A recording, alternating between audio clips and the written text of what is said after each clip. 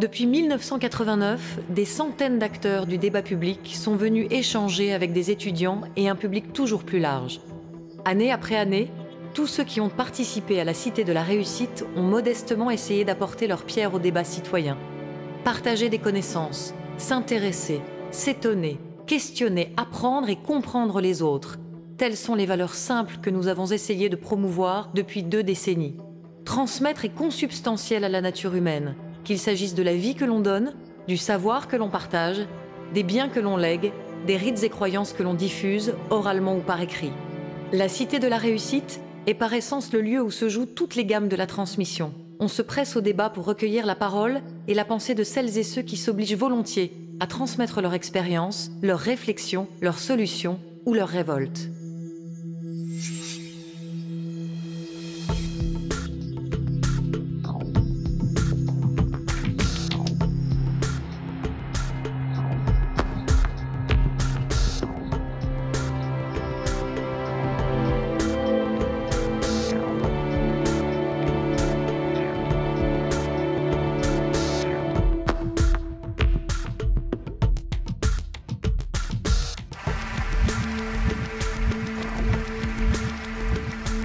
Et bâtir quelque chose ensemble. On est engagé parce que vivre, c'est choisir. Ça veut dire prendre des risques. La réussite ou le succès, c'est une succession d'échecs qu'on surmonte, qu'on contourne. Il faut apprendre à apprendre. J'ai un rêve d'élever l'humanité par la danse. Quelle est l'œuvre d'art qui a pu transformer les gens autant que, je ne sais pas quoi, les 35 heures ou la retraite? Si ce n'était plus la solution McDonald's qui triomphait. Manger la même chose, penser la même chose dans tous les domaines, ça c'est le contraire de la cohésion. Cette mondialisation est au contraire une grande source de diversité. Je crois aux intelligences collectives. On fait partie d'une unité qui s'appelle l'humanité. Je pense qu'on manque plutôt de tolérance, souvent. On peut respecter quelqu'un qu'on n'aime pas, on ne peut pas aimer quelqu'un qu'on ne respecte pas. La France doit comprendre qu'elle est multiple et que la différence est une chance. Chacun sait qu'il constitue un maillon et que si ce maillon faiblit, tout s'écroule. La lâcheté générale à l'égard de la responsabilité politique. Mais l'idée, c'est d'installer que les hommes politiques sont complètement déconnectés des réalités. Nous sommes entrés dans un nouveau siècle et déjà, il est en danger. L'expérience, c'est une lanterne qu'on a dans le dos et qui éclaire le chemin parcouru. La lutte contre l'incertitude, c'est ça notre destin. L'avenir va être absolument passionnant. Merci d'être parmi nous aussi nombreux. Et je voudrais d'abord remercier Sylvain Kern et toute son équipe pour le travail formidable.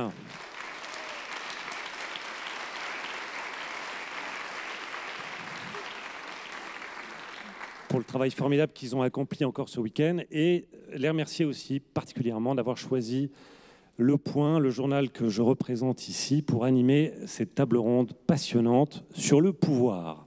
Alors pourquoi parler du pouvoir aujourd'hui dans un week-end consacré à la transmission? Alors vous vous souvenez peut-être en 1992, un politologue américain, Francis Fukuyama, nous avait annoncé la fin de l'histoire, le triomphe définitif du modèle démocratique libéral.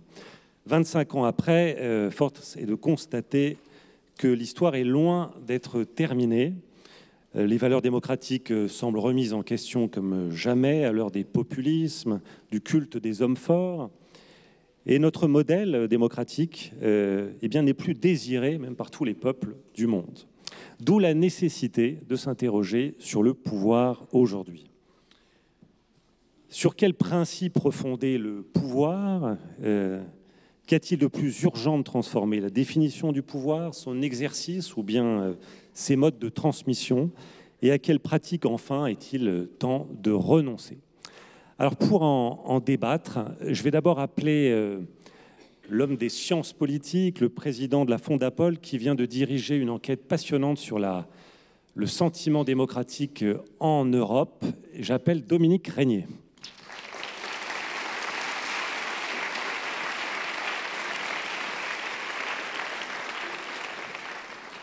Pour nous aider à resituer ce débat dans le temps long, je vais appeler un historien qui est professeur d'histoire contemporaine à l'Université d'Orléans, à Sciences Po Paris, mais qui est également le président du comité d'histoire parlementaire et politique, un homme qui a signé un livre passionnant que je vous engage à lire, qui s'appelle « Les hommes providentiels, histoire d'une fascination française ». J'appelle Jean Garrigue.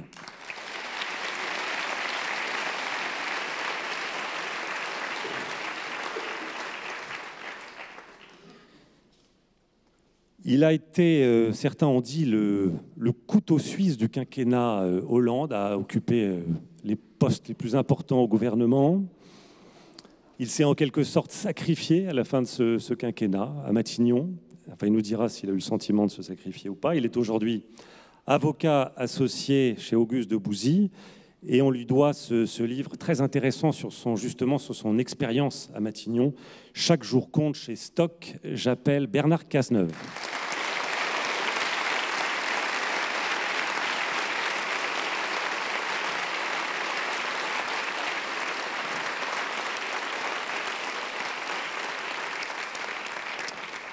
Et enfin, il arrive de Bordeaux, dont il est toujours le maire. On va aussi accueillir l'homme d'un livre, l'auteur d'un livre important dans ce débat. C'est un spécialiste de Montesquieu. Et Dieu sait s'il est important de relire Montesquieu aujourd'hui, pour parler du pouvoir. J'appelle Alain Juppé.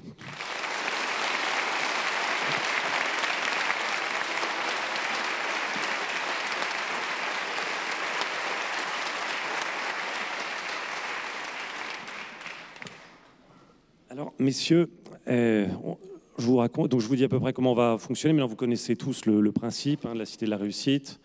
On va avoir une petite discussion entre nous. Ensuite, je donnerai la parole à donc, un panel d'étudiants qui a préparé une série de questions pour nos invités. Vous pourrez éventuellement, et avec grand plaisir, intervenir, interroger nos participants. Mais d'abord, je vais vous demander à vous, Bernard Cazeneuve, pour préparer ce débat, j'ai lu très attentivement votre livre, Chaque jour compte, chez Stock, et je me suis dit, mais vous avez vécu il y a quelques mois un moment qui, dans le rituel républicain, est le lieu par excellence de la transmission, qui est la passation de pouvoir.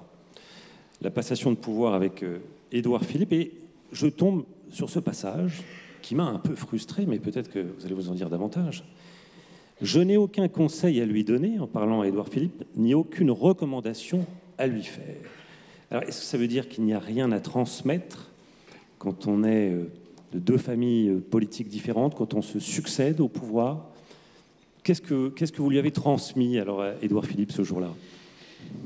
Lorsque je dis que je ne lui ai pas transmis des conseils, c'est parce que j'estimais au moment où il est arrivé qu'il avait une capacité, des compétences, une personnalité qui lui permettait de pouvoir exercer cette fonction sans qu'il fût nécessaire de lui dispenser des conseils. Par ailleurs, les conseils, ça peut toujours compromettre ceux qui ne pensent pas comme soi lorsqu'il y a une passation de pouvoir. Donc j'avais trop d'amitié pour lui pour pouvoir, alors qu'il arrivait à peine, le compromettre et lui compliquer la tâche par un conseil que je lui aurais dispensé. Je ne lui ai donc pas transmis de conseils, mais je lui ai transmis des dossiers.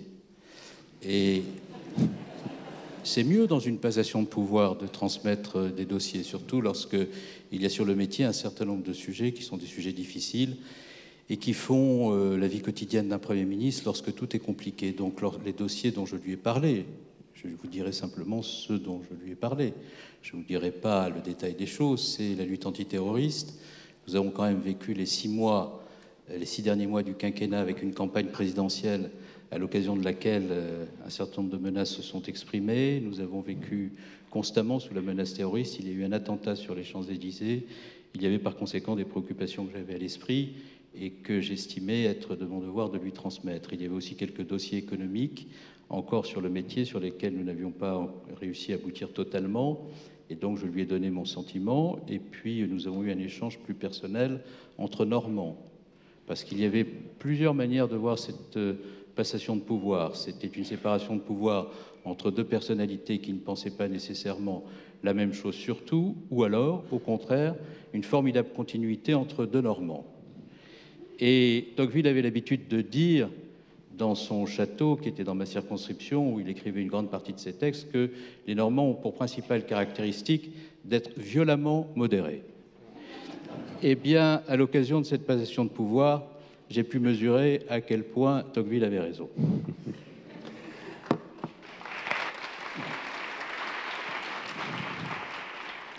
Alors, vous, Alain Juppé, on peut, avec Édouard Philippe, parler d'une véritable transmission, non? Qu'est-ce que vous lui avez transmis à Édouard Philippe? Eh bien, pas le pouvoir, je ne l'avais plus. Donc je n'étais pas l'hôte de Matignon accueillant son successeur. J'ai observé la scène depuis ma bonne ville de Bordeaux. J'ai transmis le pouvoir il y a bien longtemps aussi, dans des circonstances un peu analogues à celles que vient d'évoquer Bernard Cazeneuve, au Premier ministre qui me succédait, qui s'appelait Lionel Jospin. La seule différence majeure, c'est qu'il n'était pas landais. Donc ça n'a pas créé le même sentiment d'empathie que celui que Bernard Cazeneuve a trouvé avec Édouard Philippe. Je lui avais remis à l'époque une note de 2 ou 3 pages qui évoquait ce qui restait à faire pour que la France se qualifie pour l'euro. Vous savez, elle était en 1997 et nous devions sauter le pas en 1998. Je l'ai relue ensuite pendant 5 ans, voilà, pour voir si elle avait eu quelques conséquences, si elle avait inspiré l'action du gouvernement. Quant à Édouard Philippe, pour revenir à l'actualité immédiate, voilà, nous avons, c'est bien connu, une très grande proximité. Il a été le premier directeur général de la fondation, du parti politique que j'avais fondé avec quelques autres en 2002, l'UMP. Et c'est lui qui a construit ce parti sur le plan administratif et organisationnel. C'était pas facile. Nous nous faisions engueuler tous les jours par les parlementaires qui nous disaient « mais les adhérents ne reçoivent pas leurs cartes ». Alors je mettais la pression sur Édouard Philippe, mais qui avait un grand talent d'organisation. Ensuite, je l'ai retrouvé à plusieurs reprises, et en particulier en 2007, lorsque je suis revenu au gouvernement pour m'occuper du développement durable. Cette collaboration a été courte puisque, comme chacun sait, j'ai été le moins durable des ministres du développement durable puisque l'expérience n'a duré qu'1 mois et demi. J'étais candidat aux élections législatives et je m'étais engagé, si j'étais battu, à ne pas rester au gouvernement. C'est ce que j'ai fait. Voilà. Et donc l'expérience est interrompue. Après, nous nous sommes retrouvés pendant ma campagne des primaires où il m'a aidé. Il était un de mes principaux porte-parole et donc nous avons travaillé en étroite liaison. Vous connaissez ses qualités. Mais comme en ce moment, certains me reprochent d'être un peu trop élogieux pour le pouvoir en place, je ne vais pas vous dire tout le bien que je pense d'Édouard Philippe parce que ça risquerait de faire déborder le vase.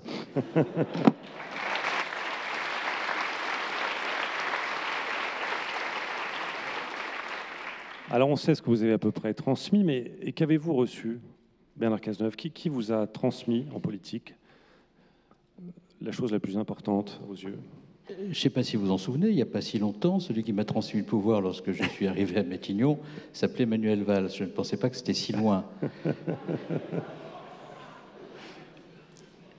Par ailleurs, on ne vient pas en politique sans avoir quelques personnes qui vous ont particulièrement marqué, soit parce que vous les avez connues, soit parce que vous les avez lues et découverts quand vous aviez un âge auquel la conscience politique se forme et le libre arbitre commence à s'exprimer. Donc moi, les personnalités qui ont beaucoup contribué à façonner ma culture politique, à forger mes valeurs, à les inscrire dans mon propre parcours, c'est Pierre Mendès France. Pour des raisons qui tiennent à une certaine conception de l'État, une certaine éthique de l'action publique, à la volonté de faire en sorte qu'en politique, le résultat et la passion de l'État l'emportent sur toute autre considération. Le général de Gaulle, en tant qu'il a donné à notre pays des institutions auxquelles je suis personnellement attaché, ce qui n'a pas toujours été le cas de tous ceux qui ont appartenu à ma famille politique, mais moi je suis attaché aux institutions de la Ve République.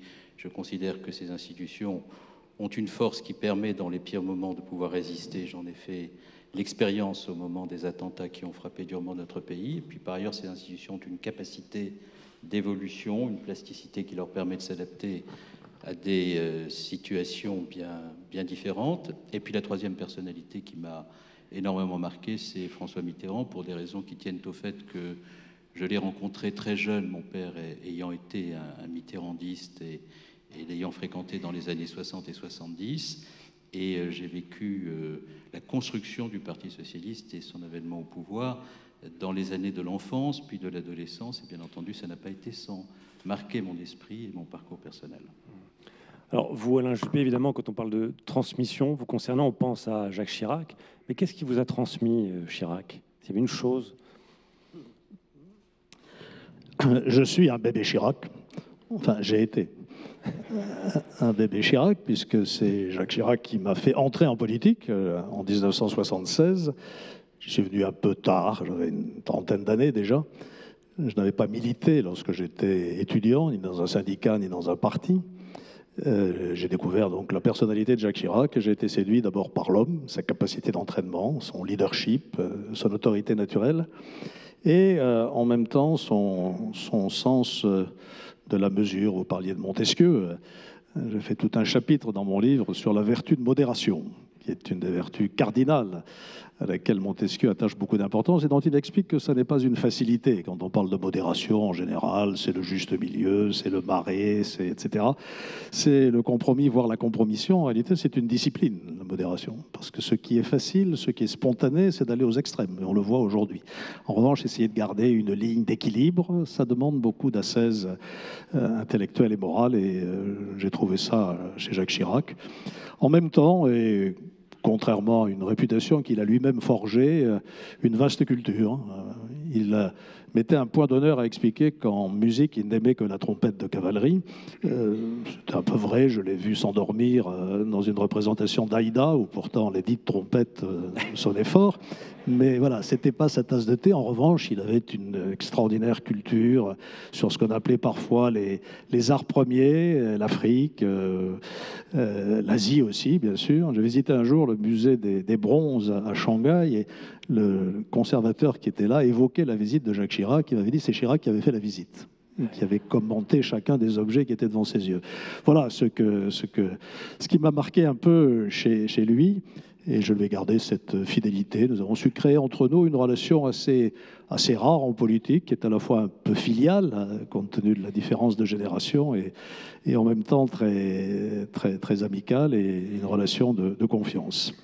Et puis, au risque de vous surprendre, je me trouve tout d'un coup un point commun avec Bernard Cazeneuve.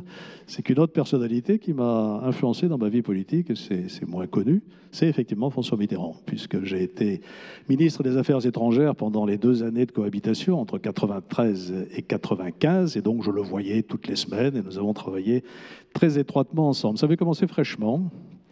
Il m'avait dit, quand un Premier ministre m'a proposé votre nom pour être ministre des Affaires étrangères, je lui ai dit que ça n'était pas une bonne idée.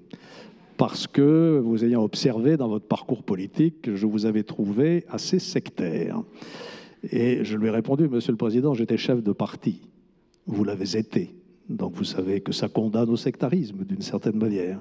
Et à partir de là, on s'est bien entendu, et une notoriété publique que nous avons, pendant ces 2 années, travaillé étroitement ensemble. Voilà quelques-unes de mes références, parmi d'autres. Dominique Régnier, là, il y a 1 an et demi, on s'était dit on se retrouvera avec ce plateau prestigieux sur cette scène de la Sorbonne, aujourd'hui même. On ne pouvait pas envisager tout ce bouleversement politique qui s'est produit depuis. Est-ce que ce qui s'est produit là, en France notamment, c'est une rupture, une crise de la transmission ou pas? On ne pouvait pas envisager le détail de ce qui s'est produit.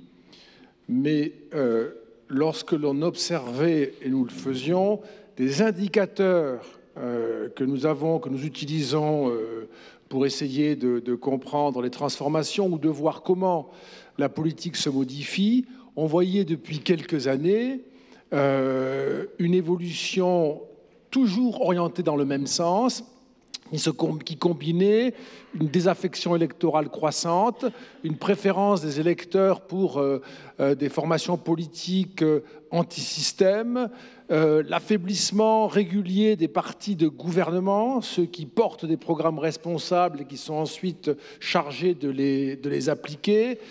Ça, c'est un phénomène qui relève de l'érosion et qui, depuis à peu près le début des années 2000, s'observe de façon très nette dans toutes les démocraties. Donc dire que c'était en 2017 et non pas en 2022 ou en 2012, c'était pas possible. Dire que ça prendrait cette forme-là, ça ne relève pas de la prévision, peut-être de la prophétie ou de l'enthousiasme si on est un militant proche d'un candidat. Mais enfin, on voyait bien que nous arrivions au terme d'un cycle et que quelque chose allait se passer. Et tout à l'heure, vous avez cité Fukuyama, qui au fond a dit ça en 1990-91. Je voudrais simplement rétablir un élément d'interprétation parce que c'est un grand livre qui a été écrit par Francis Fukuyama et il n'a pas dit exactement « c'est la fin de l'histoire, il ne se passera plus rien ». Il a dit « sommes-nous capables désormais d'imaginer un système politique que nous jugerions préférable à la démocratie qui désormais l'a emporté ?» Avec la question, si nous sommes capables d'imaginer un système préférable, alors ce sera notre nouvel horizon. Si nous n'y arrivons pas, nous n'avons plus d'horizon politique. Et c'est un problème. Mais ça n'était pas, c'est la fin des événements, c'est la fin de l'histoire, il ne se passera plus rien. Et donc aujourd'hui, nous y sommes en fait. Nous y sommes. La question que nous nous posons collectivement, c'est la démocratie qui me paraît, moi, par l'observation, très fragilisée aujourd'hui, manifestement en profonde mutation, et dont je ferai l'hypothèse qu'elle est en train de terminer un cycle, et peut-être même d'ailleurs de s'effacer. Il n'y a aucune raison pour qu'elle ne s'efface pas de l'histoire. La pensée peut nous apparaître, et c'est le cas, un peu préoccupante, mais enfin ce sont des institutions humaines, donc elles peuvent avoir un terme à leur existence. Mais est-ce que nous avons l'idée d'un collectif préférable à la démocratie? Lequel? Comment pouvons-nous agir pour essayer de le faire advenir? Ou bien avons-nous la force pour maintenir ce régime auquel nous sommes très attachés depuis au moins un siècle? Jean Garrigue, pourquoi chaque transmission de pouvoir d'un président à l'autre, et alors notamment cette année, implique-t-elle un questionnement aussi aigu sur la nature même du pouvoir? Alors d'abord, moi, ce que je voudrais souligner, c'est une sorte de paradoxe français. C'est-à-dire que notre culture, plus que d'autres, est une culture de transmission. Nous sommes très attachés à la transmission, y compris de nos cultures politiques. Ce qui a donné lieu à d'ailleurs des ouvrages d'historiens comme celui de René Raymond qui montraient comment à travers 2 siècles se transmettaient des cultures de droite mais aussi des cultures de gauche comme l'a montré Jacques Julliard, etc. Et nous avons d'un côté cet attachement aux transmissions politiques et de l'autre côté nos évolutions politiques passent rarement par la transmission. On sait bien qu'elles passent par des ruptures historiquement et dans une perspective beaucoup plus contemporaine. Et on sait bien aussi que les hommes politiques, est-ce dû au système de la Ve République? Pas seulement, ont du mal à transmettre. Les héritages politiques, on le sait, la succession, que ça soit du général de Gaulle, de Georges Pompidou et de ceux qui l'ont suivi, ces hommes-là ont eu beaucoup de mal à transmettre leur héritage. Ce qu'ils ont transmis, ils l'ont transmis au fond par l'exemple. Et on voit bien ce qu'il nous reste aujourd'hui de Pierre Mendès France. Alors de rigueur, d'honnêteté, d'opiniâtreté, de sincérité, du général de Gaulle, dont l'héritage aujourd'hui est reconnu sur tout le spectre du paysage politique, et même avec des récupérations qui posent problème. François Mitterrand, dont le prestige, l'image de pharaon présidentiel aussi a beaucoup imprégné les esprits. Donc on a une difficulté à transmettre et on voit bien que ce qui marque les esprits, et ça me semble très important parce que au fond, c'est ce qui détache de notre histoire politique, c'est justement l'exemple. Et ces fameux hommes providentiels sur lesquels j'ai travaillé ne l'étaient pas, à mon sens, parce que précisément ils s'inscrivaient dans quelque chose de messianique qui en faisait des êtres surhumains, mais précisément parce que leur capacité à imprégner ensuite une mythologie, un héritage, faisait qu'ils transmettaient quelque chose. Ils avaient réussi à transmettre quelque chose dans notre vie politique. Et aujourd'hui, c'est vrai que précisément, on est dans un moment politique, pour rebondir sur ce qui vient d'être dit, où on s'aperçoit que ces héritages-là, eh bien, on a du mal à les intégrer à cette transformation formidable de la société, enfin de nos sociétés, de la mondialisation en fait. Et on a beaucoup de mal à ingérer ou à insérer plus exactement ces héritages-là, ces mythologies-là, à ce que sont aujourd'hui les enjeux de notre époque. Bernard Cazeneuve, Alain Juppé, vous voulez réagir à ce qui vient d'être dit ou nous passons, si vous voulez, directement aux questions des étudiants? Alain Juppé? Non? Eh bien, nous allons ouvrir notre première série de questions, donc avec des étudiants qui ont préparé une série de questions sur la thématique. Nous allons donc entendre Alexandre Brun de l'ISTH, Maxime Daningue de la Sorbonne, Paris 1, François Hublet de Polytechnique, Alexander Klopov de l'Université Ranepa de Saint-Pétersbourg, Maël Claire de la Sorbonne, Paris 1, Louise Leduc de la Sorbonne, Quentin Louis de Polytechnique, Charlotte Rumélé d'Assas, Tam Nguyen de l'ESCP Europe et enfin Adrien Viard d'HEC. Alors, qui va poser la première question? Allez-y. Bonjour, donc je suis Maxime Daningue de l'école de droit de la Sorbonne.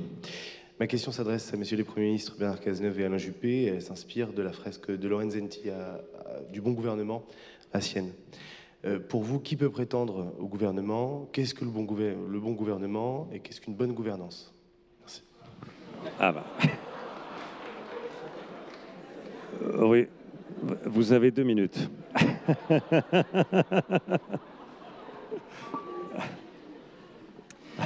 Si j'avais la réponse à cette question, je vaudrais cher sur le marché politique actuel. Deux petites remarques qui ne répondront qu'imparfaitement à votre question. Je pense d'abord que pour exercer efficacement des responsabilités gouvernementales au plus haut niveau, il ne faut pas être né de la dernière pluie. À l'heure actuelle, l'idée est en train de se répandre que la politique, après tout, ça pourrait être une activité qu'on exerce de temps en temps, à l'occasion, sur un parcours beaucoup plus complexe et beaucoup plus diversifié. Je constate que tous les grands hommes politiques ont consacré leur vie à la vie politique. On a célébré il n'y a pas très longtemps Clémenceau, à l'occasion du 11 novembre. Il a consacré sa vie à la vie politique. Et on a parlé du général de Gaulle. Bon, certes, il a traversé du désert, mais il faisait encore de la politique. Il a même créé un parti avant de quitter le pouvoir, au moment de quitter le pouvoir. Et on pourrait multiplier les exemples. Je crois que vous vous intéressez à ce que Winston Churchill a dit sur la démocratie, le plus mauvais des systèmes à l'exclusion de tous les autres. Toute sa vie est une vie politique.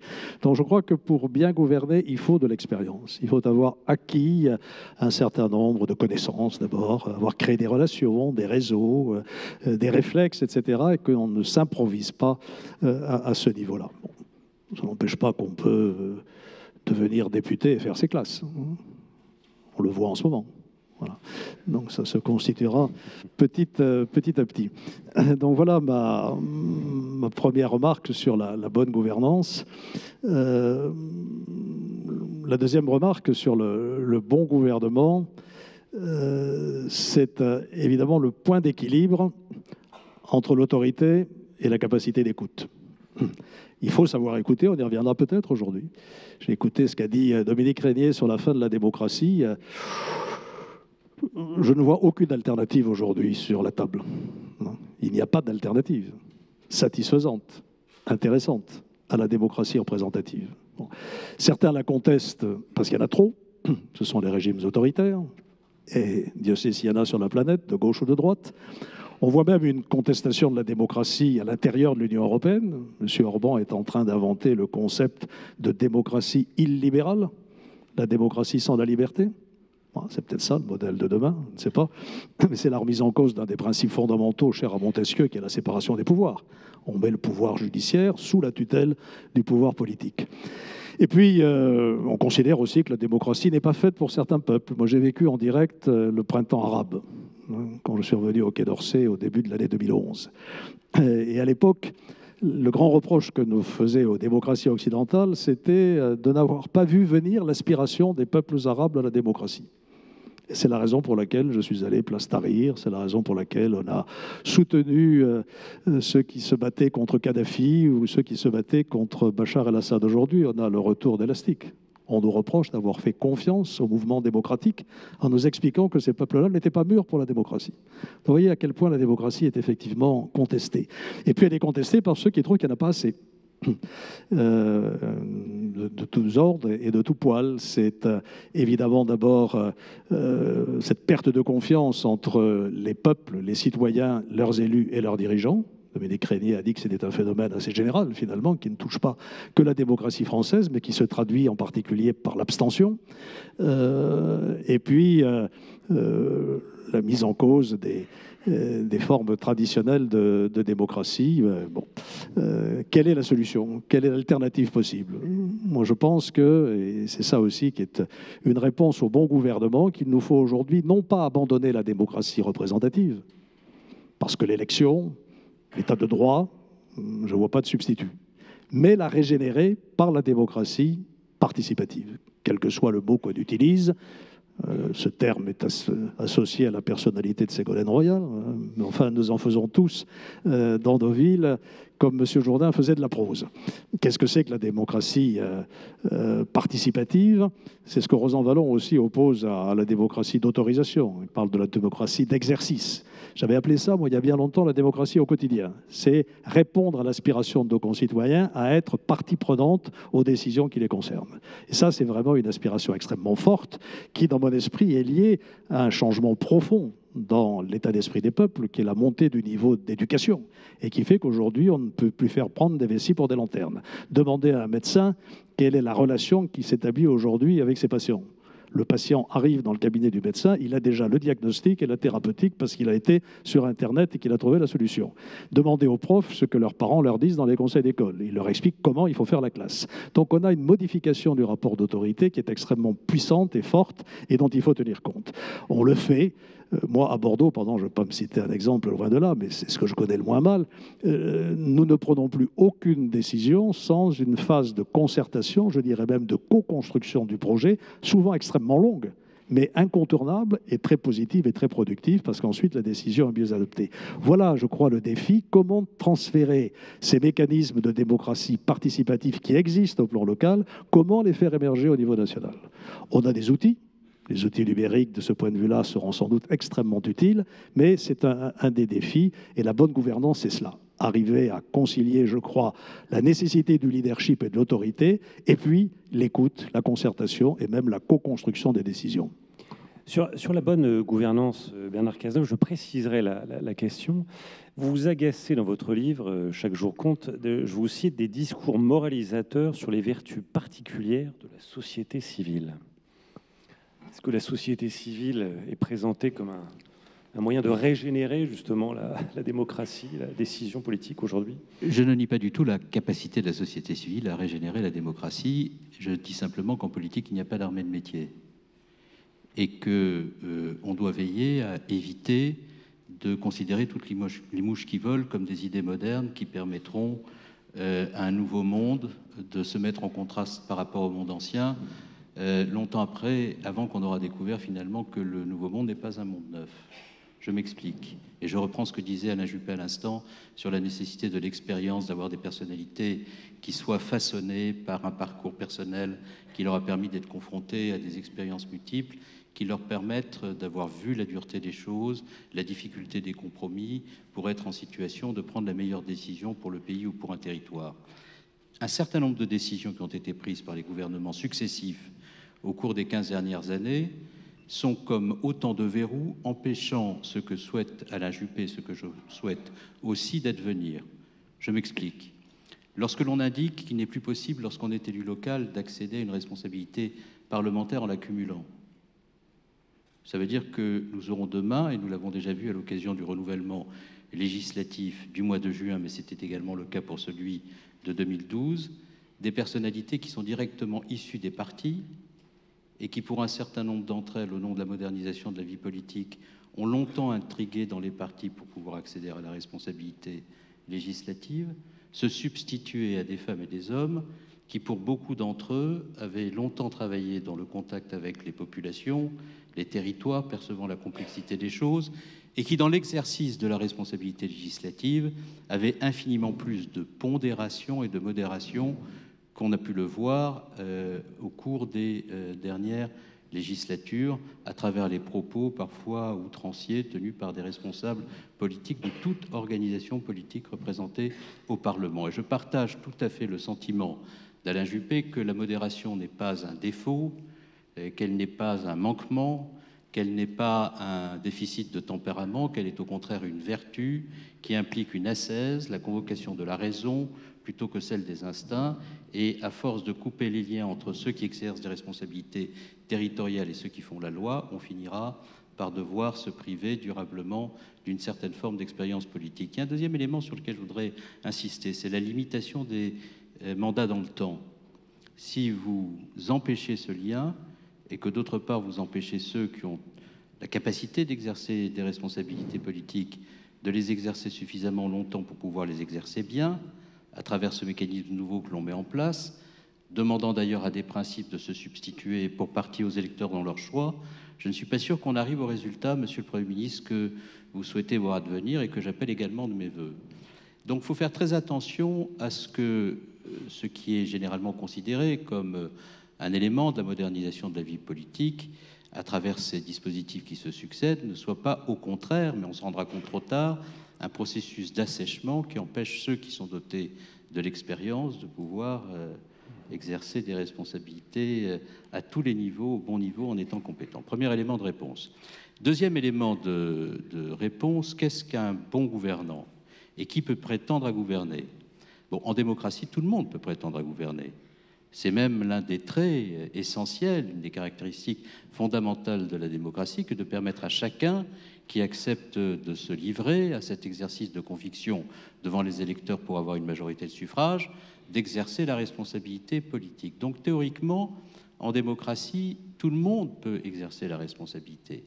Mais là aussi, quand on voit un certain nombre de dispositifs qui sont mis en œuvre et qui visent à rendre extraordinairement difficile le départ de la vie politique pour ceux qui ne sont pas dans la fonction publique, avec une série de barrières qui peuvent exister, ou l'absence du statut d'élu qui peut permettre à ces personnes de retrouver une activité dans le privé, on se rend compte qu'il y a beaucoup de difficultés pour régénérer la vie politique et faire en sorte que la société civile soit représentée, ou un certain nombre de professions soient représentées. J'ai peur que tous ces verrous ne permettent finalement à la fin qu'à des personnes très riches ou à des fonctionnaires d'exercer des responsabilités éminentes, les autres étant empêchés de le faire à défaut du statut de l'élu. Et si nous devions arriver à cela, nous aurions remis en place dans la démocratie, sans le dire, une forme de responsabilité ou de suffrage censitaire qui ne dirait pas son nom.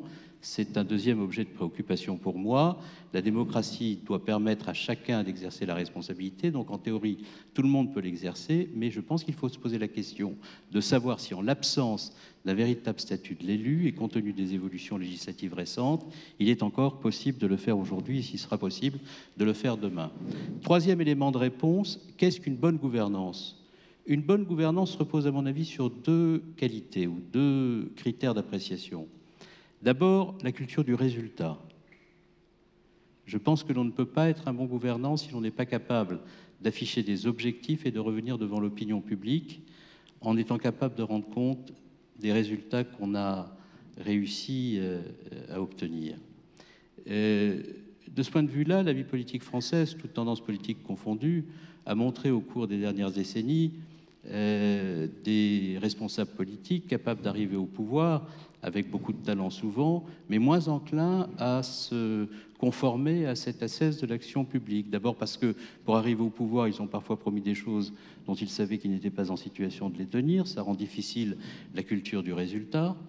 Ensuite parce que la pression sondagière auquel les responsables politiques sont confrontés les conduit parfois, pour faire baisser la pression qui pèse sur eux, à s'engager sur des objectifs dont ils ne sont pas sûrs de les atteindre, et lorsqu'ils ne les atteignent pas, c'est la politique dans son ensemble qui s'en trouve affaiblie. Enfin, et je termine par là, parce que c'est quelque chose qui me frappe et dont on parle peu, je vois beaucoup, en entomologiste que j'étais, lorsque j'étais dans la vie publique, j'accomplissais ma mission, mais je regardais aussi comment nous nous comportions collectivement, individuellement.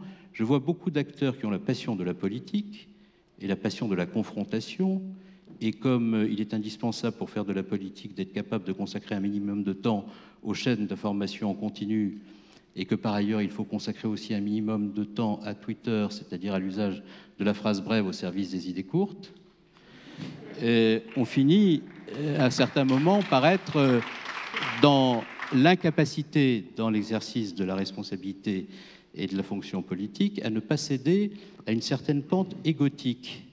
Donc je vois beaucoup de passion de la confrontation politique qui satisfait les égos. Je vois beaucoup de passion du pouvoir qui les satisfait tout autant. Et je vois assez peu de passion de la chose publique, de l'intérêt général et de l'État. Et pour moi, un bon gouvernement, et ce sera de plus en plus le cas demain, compte tenu de la distance des Français avec la vie politique, ce sera un gouvernement qui acceptera cette idée que l'art de gouverner est une ascèse, et qui acceptera cette idée que pour bien gouverner, il faut gouverner modestement, que pour bien gouverner, il faut davantage aimer l'État que sa personne. Et il faut comprendre que l'on ne peut pas, en raison de l'amour que l'on se porte, s'interposer entre l'État et les Français en imaginant qu'avec sa petite personne, on arrivera à faire oublier l'État. Moi, j'ai beaucoup de chance. La taille qui m'a été donnée par le Créateur m'a dispensé de connaître ce travers. Mais en tous les cas, on n'est jamais à l'abri de cela. Quiconque est en politique n'est jamais à l'abri de cela. Et je pense qu'il faut faire attention à ce que dans la vie publique, le sens de l'intérêt général, l'amour de l'État l'emporte sur toute autre considération. Oui.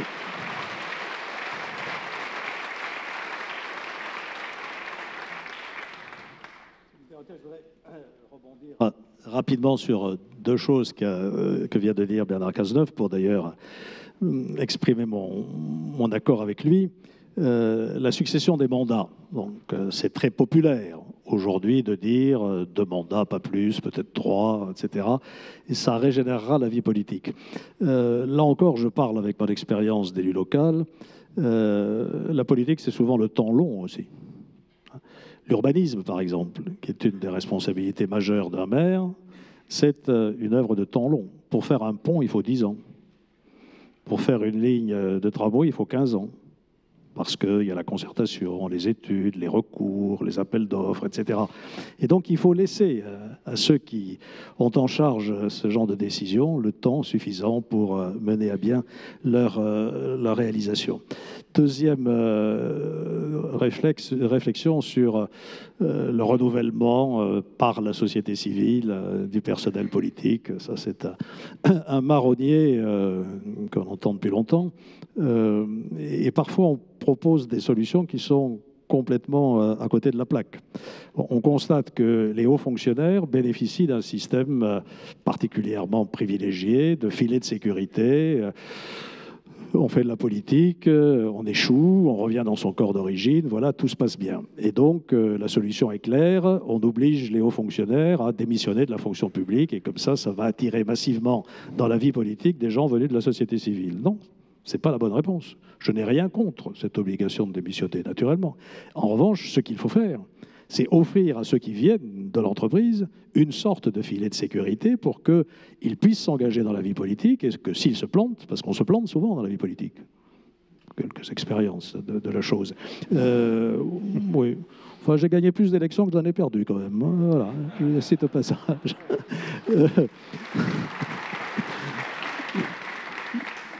Je disais donc qu'il faut assurer à ces personnes qui se lancent dans la politique que, voilà, ils pourront retourner.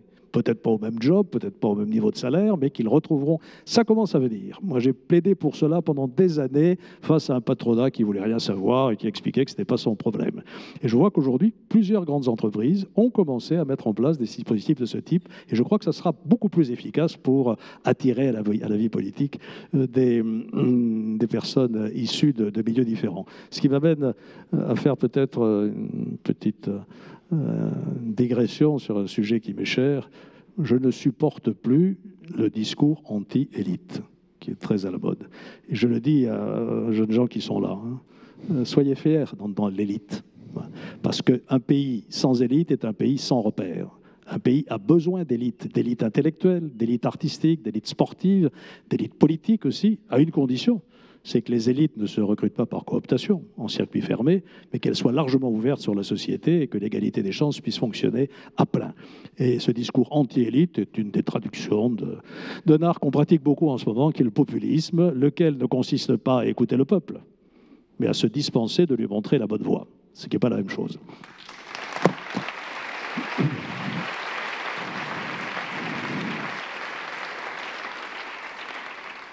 Et néanmoins, Dominique Régnier, la passionnante enquête... J'étais sûr de mon succès parce que je suis devant des élites, quand même. Mais je le pense. Dominique Régnier, oui, dans cette enquête, la passionnante que vous avez publiée là, avec la Fondapol sur l'enquête européenne, je rappelle, auprès de, je crois, plus de 22 000 entretiens dans 26 pays. Il y a quand même 36% des personnes interrogées qui estiment que d'autres systèmes politiques peuvent être aussi bons que la démocratie aujourd'hui. En fait, c'est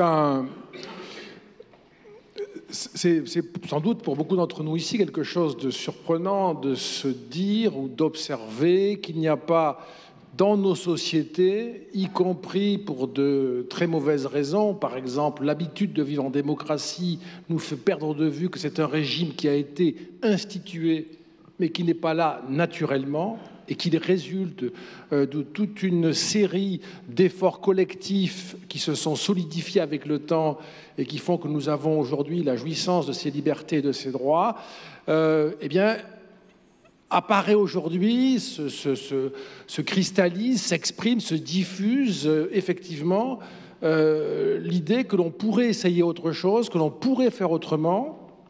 Et quand on vous dit on pourrait essayer un régime où le chef serait une forte personnalité qui n'aurait pas à se préoccuper du Parlement ni des électeurs, on a un tiers des Européens qui disent oui, et plus de 40% des Italiens qui disent oui. Je ne veux pas pointer nos amis italiens, mais il y a en Italie, comme dans l'Europe centrale et orientale, en ce moment, une espèce d'opinion qui monte de ce type-là. C'est quelque chose qui, évidemment, nous apparaît comme étonnant, mais c'est ça, cette grande fragilité. Lorsqu'il y a une demande d'autoritarisme, qui est quand même une tendance aujourd'hui dans le monde, d'où l'idée de cette enquête que j'espère renouveler chaque année pour mesurer ces évolutions, c'est la version presque la plus facile pour nous, parce que c'est très clair. Mais il y a l'autre version. Alors, je vais vous donner un exemple, en espérant ne pas être polémique. Vraiment, ça n'est pas mon intention. Mais l'autre version, elle est plus compliquée. C'est l'idée qu'au fond, rien ne peut s'opposer à la volonté du peuple. Et c'est possiblement, ceci est une idée antidémocratique. Et je prends un exemple qui m'intéresse beaucoup en ce moment. Le mouvement séparatiste catalan revendique la souveraineté du suffrage pour organiser un scrutin qui n'est pas réglementaire, qui n'est pas autorisé par la Constitution à laquelle les Catalans ont adhéré, qu'ils ont adopté. Les chefs politiques qui organisent ce scrutin n'ont pas de titre pour l'organiser. Le Parlement régional n'a pas de titre pour déclarer une indépendance. Il n'a pas été élu pour cela. Il n'a pas ses compétences. Et vous pouvez, comme je le fais ici, opposer les règles, celles sur lesquelles nous nous sommes mis d'accord, que nous avons ensemble ratifiées. On peut vous opposer la volonté du peuple, ou même vous dire, comme je l'entends beaucoup aujourd'hui dans ces échanges, Je n'étais pas né en 1978, où je n'ai pas à ce moment-là ratifié la Constitution espagnole. Je prends l'exemple de l'Espagne, mais c'est un exemple qui se présente à nous simplement pour précisément illustrer ce que je dis. Mon consentement n'a pas été engagé et je demande donc que l'on procède à nouveau à la vérification de cet accord. Le délitement très frappant aujourd'hui, me semble-t-il, de l'attachement à la règle commune, y compris au nom d'une souveraineté du suffrage qui, dans sa forme même, évoquant l'appel du peuple ou la réponse du peuple, serait irrésistible, est une des menaces peut-être, ou un des problèmes en tout cas les plus grands qui se posent au monde démocratique, indépendamment de la demande d'autoritarisme qui est au fond plus classique pour nous et plus simple d'une certaine manière à traiter, même si le problème est de taille. Jean Garrigue, sur la question de la bonne gouvernance. C'est-à-dire, vous voulez que je vous donne des recettes de bonne gouvernance?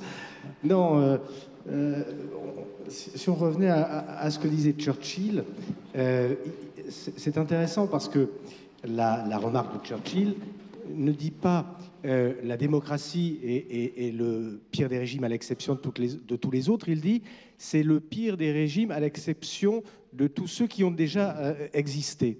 Je veux dire par là que son analyse se fonde en 1947 sur une expérience. Cette expérience, évidemment, l'expérience immédiate, c'est celle de régimes totalitaires qui sont venus se substituer, qui ont donné des solutions à des sociétés en crise, comme les nôtres d'ailleurs, et où se profilent, qui voient se profiler encore aujourd'hui d'autres types de totalitarisme qui sont en guerre ou en tout cas en conflit avec nous.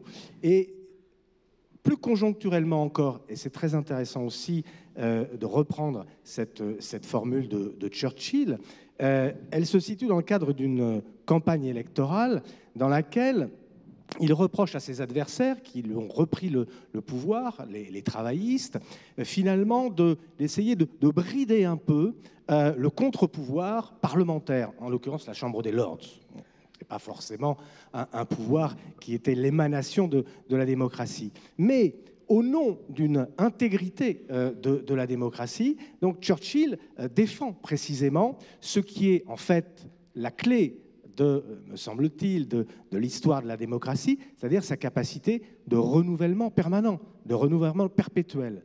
Et on voit bien aujourd'hui que, notamment dans la société française, et de manière extrêmement spectaculaire, au moment de l'élection qui vient de se produire en 2017, se sont percutés, mais on le voyait venir depuis de longues années, les deux principes qui, en permanence, se confrontent dans la démocratie, qui sont à la fois l'horizontalité, dont on parlait tout à l'heure, la démocratie participative, la participation des citoyens au champ démocratique, et puis le principe de verticalité, d'autorité nécessaire.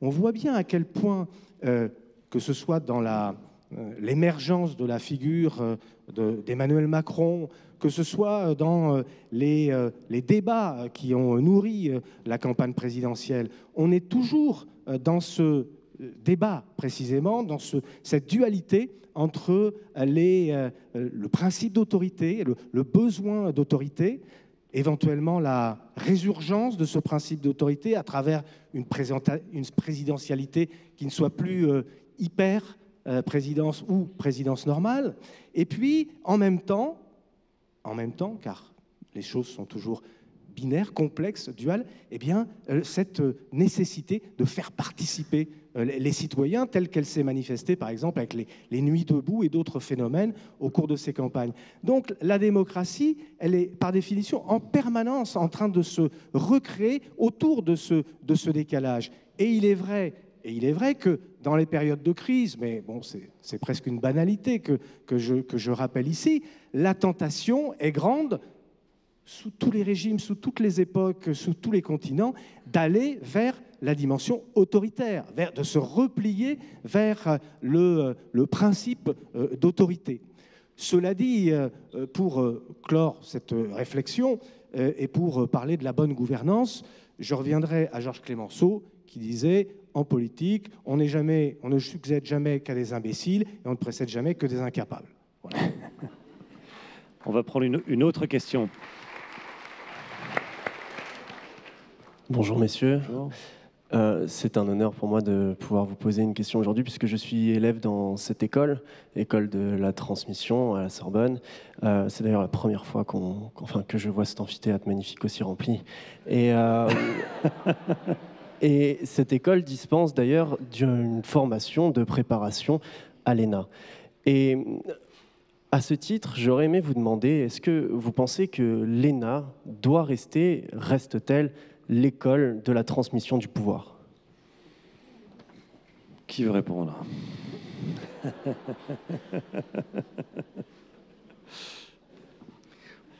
Pourquoi est-ce que Michel Debré, les historiens me corrigeront si je me trompe, a créé l'ENA?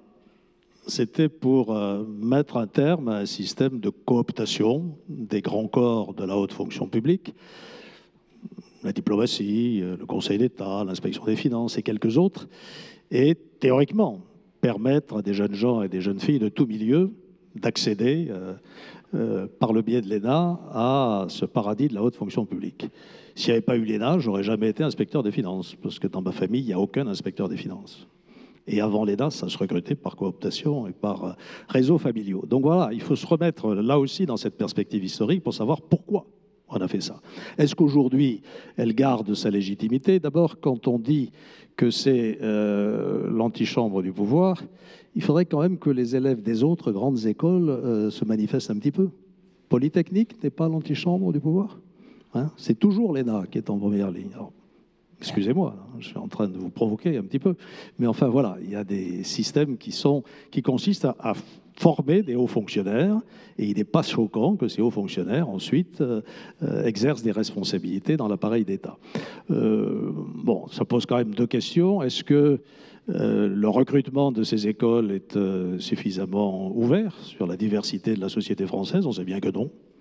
C'est vrai aussi pour l'université, hein, pas uniquement pour les grandes écoles. Combien de fils d'ouvriers accèdent aux formations d'excellence? C'est un problème de société qui n'est pas exclusif de l'ENA. Deuxièmement, est-ce que le système de classement à la sortie de l'ENA est encore viable? Je vais raconter une petite anecdote. Moi, quand j'ai fait l'ENA, ma promotion avait fait circuler à la fin de la scolarité une pétition dans laquelle tous les signataires s'engageaient à ne pas choisir les grands corps.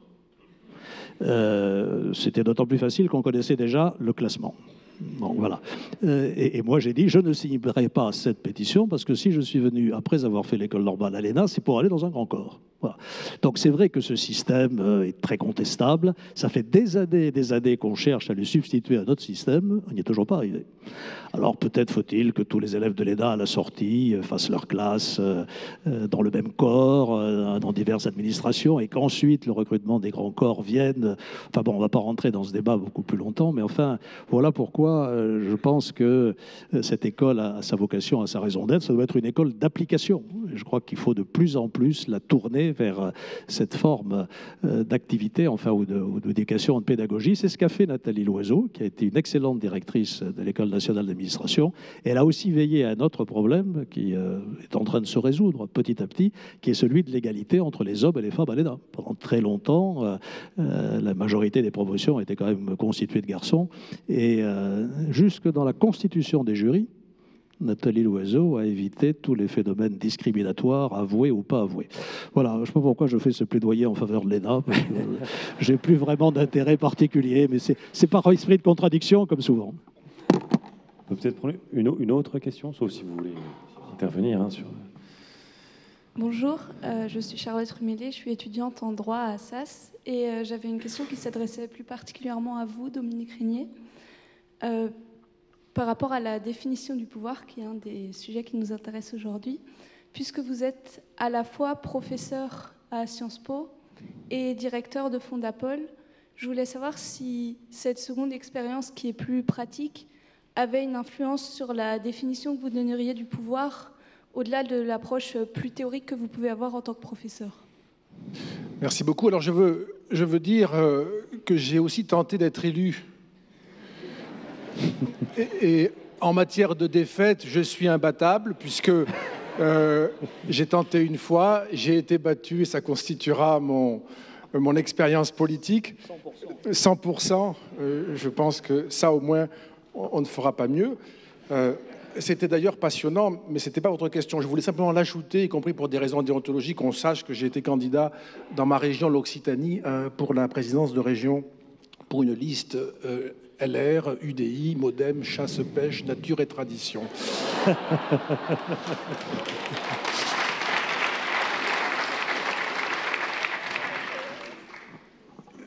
Ça m'a beaucoup enrichi sur le rapport. Je n'ai rien appris, mais j'ai fait l'expérience de ce que je savais par connaissance théorique. C'est très curieux comme sentiment de ne rien apprendre, mais de faire l'expérience et donc d'apprendre quelque chose que vous n'avez connu que de manière théorique. C'était quand même vraiment quelque chose. Au départ, je me sentais un peu l'anthropologue qui devient papou, et puis les papous m'ont rejeté violemment. Voilà. Donc je suis en même temps directeur de la Fondation pour l'innovation politique, qui est un think tank, voilà, un lieu où on doit réfléchir. Et je voudrais juste rappeler que c'est un think tank qui est indépendant de tout parti politique. Ça a été créé par Alain Juppé et par Jérôme Monod. Je rends d'ailleurs hommage à Jérôme Monod, qui a été un grand homme d'entreprise et un grand haut fonctionnaire, qui ont voulu que la France se dote de cercles de réflexion qui sont très développés dans la plupart des démocraties, trop peu en France, vraiment je le regrette. Il en existe d'orientation, je dirais, centre-gauche, centre-droit, proche du Parti communiste, proche des écologistes. Il y a maintenant une pluralité, mais c'est une entité nouvelle en France, relativement nouvelle, mais ça me paraît un grand bénéfice. Et au fond, la politique est largement un rapport de pouvoir. C'est largement un rapport de pouvoir. Et ce qui me frappe en tant qu'universitaire, d'une part, et d'autre part, responsable d'un think tank, ce qui me frappe, c'est que en politique, au fond, quand il y a un problème, ça n'est pas toujours, et ça n'est peut-être même pas principalement parce qu'il n'y a pas d'idées pour résoudre ce problème. Ce n'est pas nécessairement une absence d'idées, ce qu'on pourrait croire a priori quand on s'occupe d'un think tank. Comme si les politiques, les responsables n'avaient pas des idées pour répondre aux problèmes qu'ils rencontrent. En réalité, vous pouvez essayer de forger des idées, c'est notre rôle, c'est ce que nous faisons les uns et les autres, hein, je ne suis pas le seul à le faire. Essayer de faire une expertise d'une situation, par exemple en matière d'éducation, et puis des recommandations, ce que vous pensez qu'il faut faire, ça n'est pas suffisant parce que le monde de la politique, l'univers de la politique qui est le nôtre, hein, même si nous ne faisons pas de la politique active, nous sommes en tant que citoyens dans ce monde-là, n'est pas simplement un monde où s'échangent des idées, mais où se rencontrent aussi des intérêts qui ne sont pas nécessairement convergents, des habitudes auxquelles on peut être attaché pour différentes raisons, y compris de nobles raisons d'ailleurs. Voilà, le fait d'avoir un attachement affectif à une manière d'être, une manière de faire. Des idées qui sont concurrentes, des sensibilités idéologiques évidemment, si bien que ce que peut apporter un think tank, qui à mon avis est très utile dans un débat démocratique, c'est probablement, en tout cas c'est la définition que j'en ai pour ce qui me concerne, de contribuer à un débat public de qualité, documenté, éclairé, pour éviter la bascule très difficile aujourd'hui dans le populisme dont on parlait à l'instant, l'outrance, la démagogie, la simplification, les yaka faucons. Vous voyez cette espèce de pli que nous prenons maintenant et sur lequel peut-être on aura l'occasion de revenir si le temps nous est laissé. Et puis d'autre part, la deuxième fonction, je crois, c'est très modestement à chaque fois d'inspirer celles et ceux qui sont légitimes pour décider, qui sont élus pour cela, qui ont donc des décisions à prendre.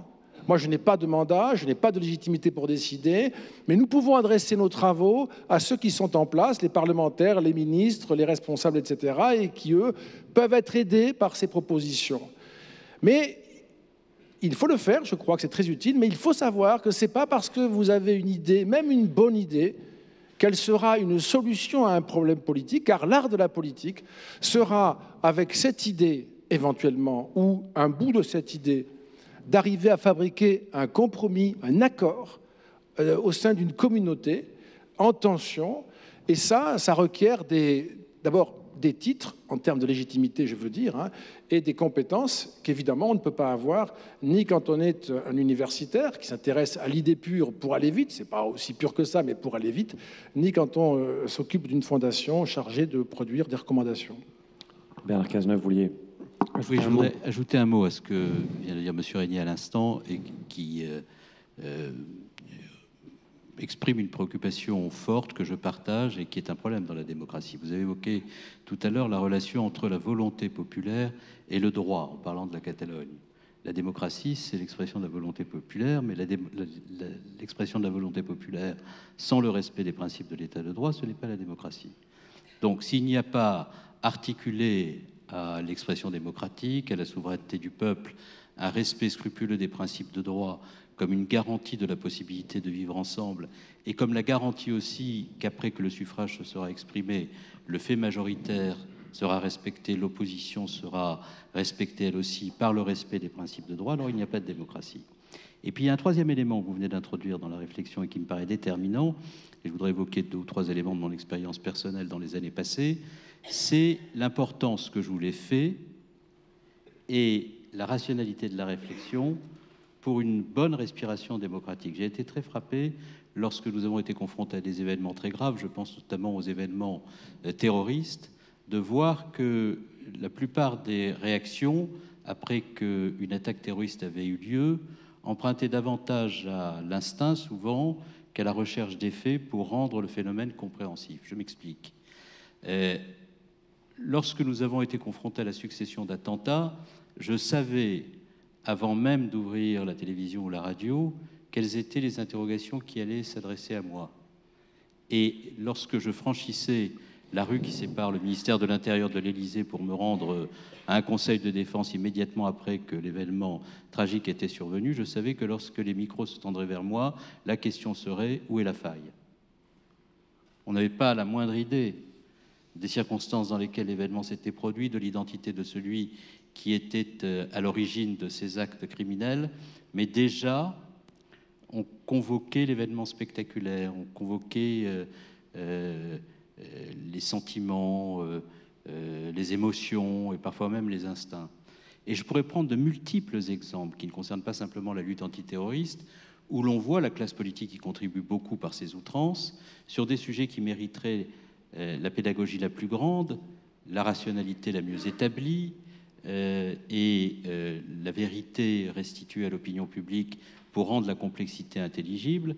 L'irrationalité l'emportait surtout. C'est ce qu'on appelle la période post-factuelle qui rend très difficile l'exercice de la démocratie, la sérénité du débat démocratique, la capacité dans la société de faire en sorte que les oppositions se cristallisent non pas autour d'impressions, d'émotions, de petites phrases, mais sur le fondement d'une analyse rationnelle d'un problème qui se présente à la société et qu'on ne peut régler correctement dans le cadre d'une bonne gouvernance que dès lors qu'on procède à cette analyse. C'est un phénomène majeur, parce que la numérisation de la société et la possibilité de diffuser de façon virale sur la toile des informations qui ne correspondent à aucune réalité, et de le faire dans l'anonymat le plus grand, c'est-à-dire dans l'impunité la plus totale, est de nature à créer un climat.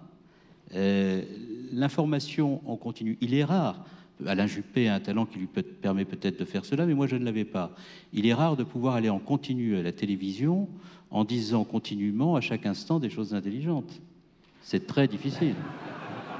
Et donc par conséquent, lorsque vous occupez de façon continue l'espace, à un moment donné, vous êtes nécessairement confronté à des propos ou à un contexte qui n'a plus grand-chose à voir avec ce qu'est la densité d'un problème, sa complexité, et vous passez à côté de l'essentiel. Donc, je crois qu'il y a 3 sujets vraiment, si on veut s'intéresser à la gouvernance, à la démocratie, c'est le fait majoritaire, l'expression du peuple, le respect du droit et la rationalité de la réflexion. Je termine sur un point.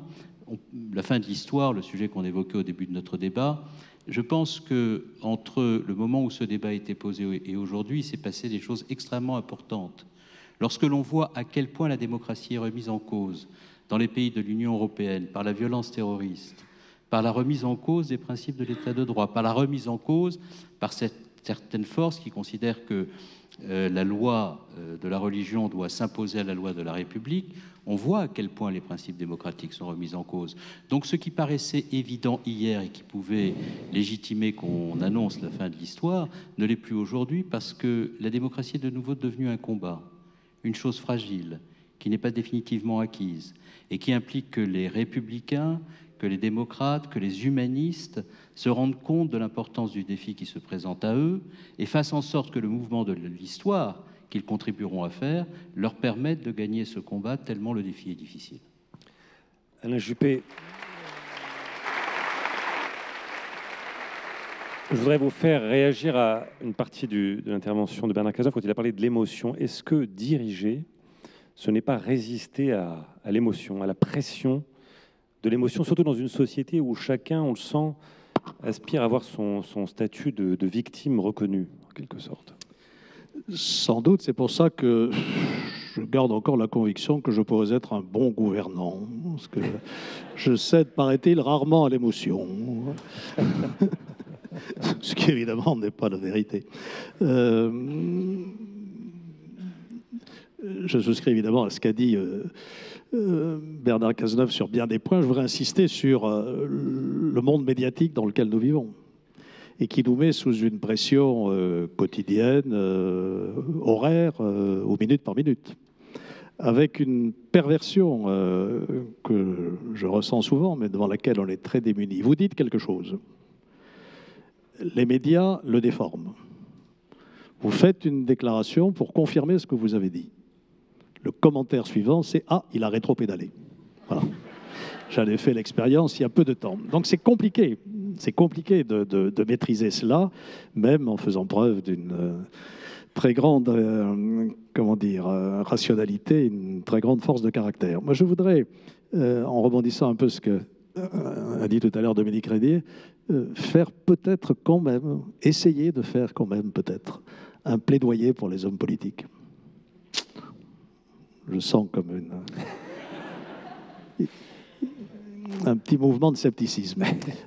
Tous les hommes politiques ne sont pas corrompus, tous les hommes politiques ne sont pas absolument cyniques, tous les hommes politiques ne tiennent pas un discours pour se faire élire et pour faire ensuite le contraire lorsqu'ils sont au pouvoir. Ce n'est pas l'expérience que j'ai pour ma part de la vie politique et du comportement d'un grand nombre politique. Il y a des hommes politiques qui croient à ce qu'ils font, qui croient qu'ils peuvent être utiles à leur pays et à l'intérêt commun, et c'est la raison souvent pour laquelle ils se cramponnent au pouvoir. Peut-être parce que le pouvoir apporte un certain nombre de satisfactions matérielles, c'est vrai, des privilèges, tout ce qu'on voudra, mais aussi parce qu'on a le sentiment d'accomplir une mission et de faire une œuvre. Et ça, je pense que c'est très largement occulté, bien sûr, par l'image que se sont fait aujourd'hui les hommes politiques. Et c'est pour ça aussi que le problème de la succession est compliqué, parce que quand on croit à ce qu'on fait, on a envie de se succéder à soi-même.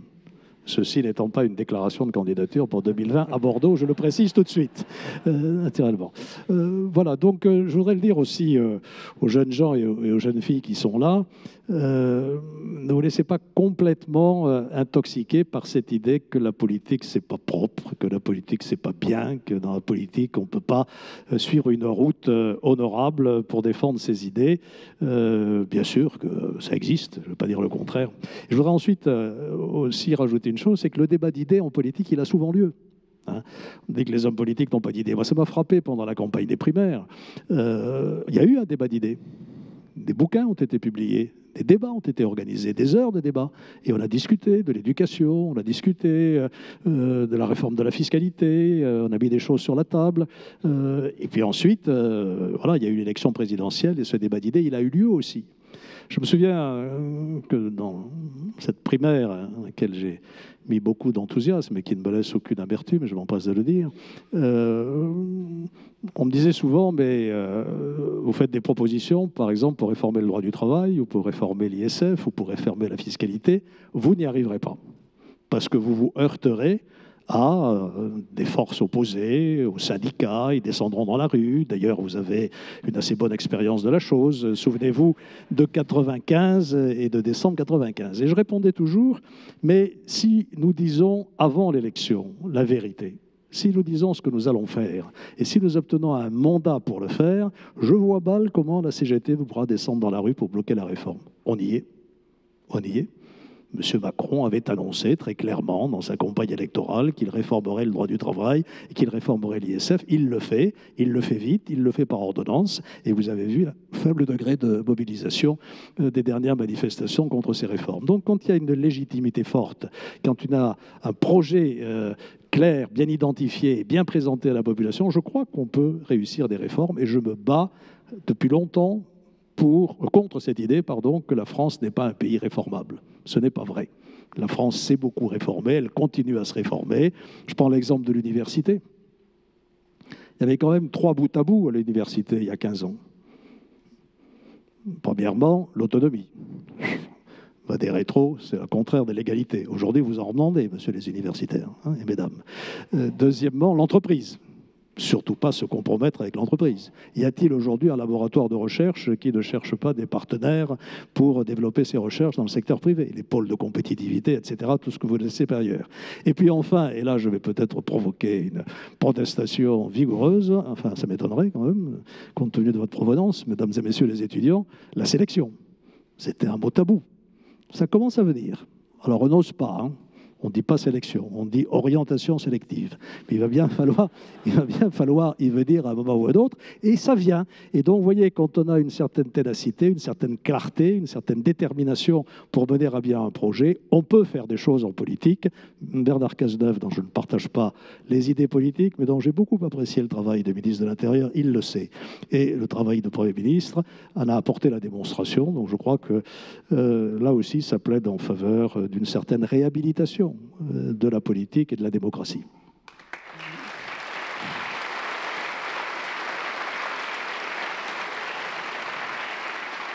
On va prendre une autre question et accélérer un petit peu parce qu'on va être pris par le temps. Bonjour. Messieurs les Premiers ministres, messieurs. Je suis de l'école polytechnique, désolé. Ah. On n'a pas beaucoup parlé d'une chose, c'est le rôle des fonctionnaires dans tout ça, quand on parle de transmission de pouvoir. Souvent, quand les alternances politiques ont lieu, elles sont accompagnées par une rhétorique du changement assez radicale, et elles donnent lieu à des réformes dont tout le monde a tendance à dire qu'elles vont contre les réformes du quinquennat précédent. Dans les faits, on se doute bien que ça ne doit pas être tout à fait ça. Comment est-ce que vous voyez, vous, la transmission du pouvoir lors d'une alternance politique, et quel rôle jouent les fonctionnaires et les cabinets dans ce processus? Merci. Qui veut répondre? Bernard Cazeneuve. Il y a deux manières d'aborder cette question. La première consiste à essayer de mettre en œuvre un dispositif qui n'existe pas en France, qui ne correspond pas à la tradition française, mais qui existe dans les pays anglo-saxons, et qui veut que lorsqu'un gouvernement change, la plupart des fonctionnaires qui sont en poste de responsabilité, jusqu'à un niveau assez médian dans l'administration, soient changés de manière à ce que l'on s'assure que la volonté du gouvernement sera mise en œuvre immédiatement par les fonctionnaires de l'État. Il y a une deuxième approche qui est à ma faveur, qui consiste à penser que, par-delà les changements de gouvernement, il y a une permanence de l'administration, que la neutralité de l'administration est la garantie de la continuité de l'État, et que l'on ne peut pas créer les conditions d'un spoil system sans créer les conditions de tension extrême dans l'administration. Il y a un principe corollaire de celui-ci, c'est qu'on ne gouverne pas en ayant de l'autorité si on n'a pas un minimum de confiance et si on ne l'exprime pas à l'égard des fonctionnaires qui, avec beaucoup de loyauté, mettent en œuvre la politique, quels que soient les gouvernements en place. Moi, j'ai été en situation de responsabilité place Beauvau. Le ministre de l'Intérieur fait des propositions au Premier ministre et au Président de la République concernant la nomination des préfets. Et très souvent, j'ai eu des remarques de la part d'un certain nombre de membres de la majorité me disant comment se fait-il que vous procédiez à la nomination de tel préfet qui a eu tel parcours dans tel cabinet ministériel, de tel ministre qui aujourd'hui parlementaire s'oppose à notre politique. Et la réponse que j'ai formulée à l'époque était toujours la même. Il a été procédé à sa nomination parce que c'était le meilleur candidat pour ce poste. Et je n'ai jamais eu à me plaindre d'avoir procédé ainsi, parce que même si je savais que les préfets qui étaient nommés ne voteraient sans doute pas pour la famille politique qui était la mienne, je n'ai pu que constater la loyauté qui était la leur dans l'exercice de leur mission. Et lorsqu'on est confronté à des événements comme ceux que j'évoquais tout à l'heure, avoir de grands serviteurs de l'État qui ont au cœur l'amour de la République et qui sont capables à toute heure du jour et de la nuit de mobiliser leur énergie pour faire en sorte que la République demeure debout lorsque certains s'emploient à la mettre à genoux par la violence la plus barbare, ça a un sens. Donc moi, j'ai le plus grand respect pour les fonctionnaires, bien que n'étant pas énarque, j'ai le plus grand respect pour l'École nationale d'administration, parce que je pense que l'on ne peut pas avoir de hauts fonctionnaires s'il n'y a pas un processus de sélection par les grandes écoles et de socialisation par les grands corps. Et je pense qu'il faut faire très attention à la manière dont on traite les fonctionnaires dans les périodes difficiles, notamment quand on fait des réformes, parce que les fonctionnaires efficaces ne sont pas des fonctionnaires qui ont peur. Ce sont des fonctionnaires qui bénéficient de la confiance du pouvoir et qui sont capables, dans leur mission quotidienne, de donner le meilleur d'eux-mêmes. Deuxième élément de réponse, il faut faire très attention à bien regarder ce que Fernand Braudel appelait le temps long de l'histoire. C'est une grande habitude française que de considérer, lorsque l'on arrive au pouvoir, j'en ai fait l'expérience étant dans un gouvernement qui succédait à un autre qui ne pensait pas comme lui, c'est une grande tentation que de vouloir apporter la démonstration que tout ce qui a été fait avant était mauvais, que tout ce qui sera fait dorénavant est vraiment ce qu'il fallait faire depuis longtemps, et parfois même il arrive qu'on pousse le raisonnement à ce point à l'excès, qu'on tente même de faire oublier qu'il y avait un gouvernement avant celui auquel on appartient. Il m'est arrivé de constater cela. En réalité, quand on laisse la poussière tomber, et quand on regarde les choses sur une période un peu plus longue, on constate finalement que dans ce pays dont Michel Vinocq disait qu'il est habité par la fièvre hexagonale, c'est-à-dire par le goût de la rupture, les éléments de continuité dans le long terme sont plus importants que les éléments de rupture. Et dans un pays où le centre droit succède au centre gauche, il y a de vraies alternances, il y a de vraies différences, mais ces différences ne touchent pas à l'essentiel, c'est-à-dire à la conception des institutions de la République et de ses valeurs, et c'est la raison pour laquelle je pense qu'il ne faut pas mettre en France un dispositif comparable à celui qui peut exister dans les pays anglo-saxons, de spoil system à la française. Alain Juppé.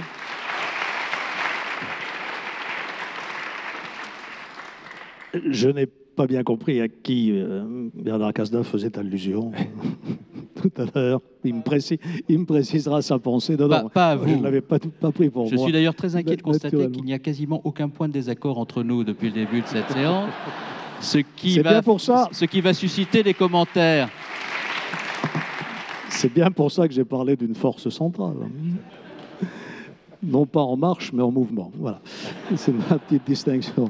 Non, là encore, je suis très proche de ce que vous avez dit, avec un petit peu moins d'optimisme quand même. Le pouvoir administratif, ça existe. Et nous avons quand même un bastion qui incarne ce pouvoir administratif, bon, qu'on voue aux gémonies, peut-être par facilité, qui est Bercy. Qui poursuit alternance après alternance, sa propre logique. Il m'est arrivé de voir ressurgir sur mon bureau de Premier ministre des propositions dont je savais qu'elles étaient en stock à Bercy depuis des décennies. Il m'est même arrivé de me faire avoir et d'en accepter quelques-unes qui m'ont ensuite conduit à de graves déboires.